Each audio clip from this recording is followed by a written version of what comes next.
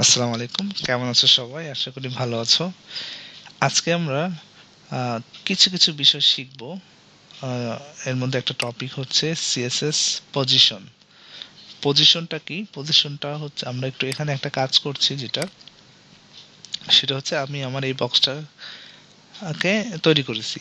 এটা কিভাবে তৈরি করছি? এটা একদম সহজ, তোমরা এটা সবই পারো, এটা নতুন করে দেখানোর কিছু নাই।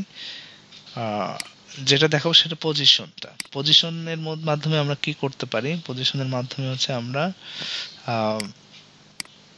এই পজিশনটাকে এইটাকে আমরা যে কোনো জায়গায় নিতে পারবো, মুভ করাতে পারবো।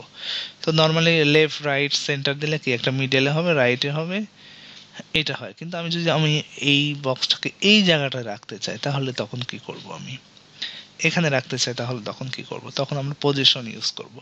তো সিএসএস পজিশন নামে কিছু প্রপার্টি আছে, এগুলো তোমরা একটু দেখতে পারো। একটা হচ্ছে static, relative, fixed, absolute, sticky. আচ্ছা, তো স্ট্যাটিকটা কি জিনিস? আসলে স্ট্যাটিকটা হচ্ছে পজিশন যেখানে ডিফল্ট ভাবে আছে এটাই। এখানে পজিশন যদি আমি স্ট্যাটিক দেই, স্ট্যাটিক, তাহলে এটা কোনো চেঞ্জ হবে না, কারণ এটা দিলেও যা, না দিলেও তাই।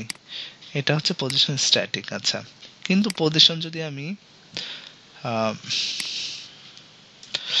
রিলেটিভ দেই, তাহলে কিছু কাজ করা যাবে। হ্যাঁ, তো যদিও এখন আউটপুট আসলে কোনো চেঞ্জ হবে না।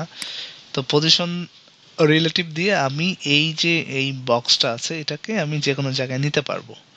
তো আমি যদি বলি যে এখানে লেফট থেকে 200 px যাবে, লেফট থেকে 200 px ডানে যাবে, তাহলে এখানে ক্লিক করলে এইটা কিন্তু 200 px ডানে গেল।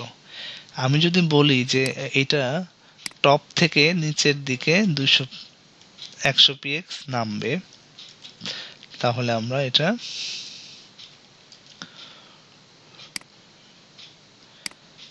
এই যে টপ থেকেও 100 px নামাতে পারলাম। এইভাবে আমি আমার পুরো স্ক্রিনে এটা আমি ঘোরাতে পারবো। এটা হচ্ছে পজিশন রিলেটিভ।